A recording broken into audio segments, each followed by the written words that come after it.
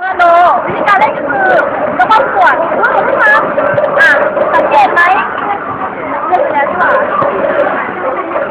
น้ำจะไหลลงมาจากขวดเป็นหลักการการไหลลงมาคือจากที่สูงลงสู่ที่ต่ำก็สังเกตฟองอากาศไหมมีฟองอากาศขึ้นมาแล้วอากาศที่สูงมาจากไหนจากขวดข้างล่างที่ใจขึ้นมาข้างบนเจอตัวของอากาศเมื่อเราหมุนขวดอย่างนี้นี่นะจะเกิดอะไรเปิดโลตรงกลางของโลแบบจะมีรูเคยเห็นพายุไว้มันจะเป็นตรงกลางจะเป็นรูใช่ไหมอากาศเนี่ยจะไม่ดันตัวขึ้นมาแล้วทำให้น้ำต้องไม่ดันตัวไหลลงไปอย่างรวดเร็วเห็นปะนี่แหละนี่คือหลักการมันเรื่องนี้น้ำเป็นเรื่องของการใช้ที่ของน้ำกับอากาศภายในขวดก็คือสามารถเราทำงานได้น้องๆก็คือแบบว่าเอาขวดมาของขวดที่บ้านเนี่ยแล้วก็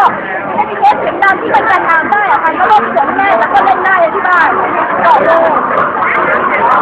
อันที่สอง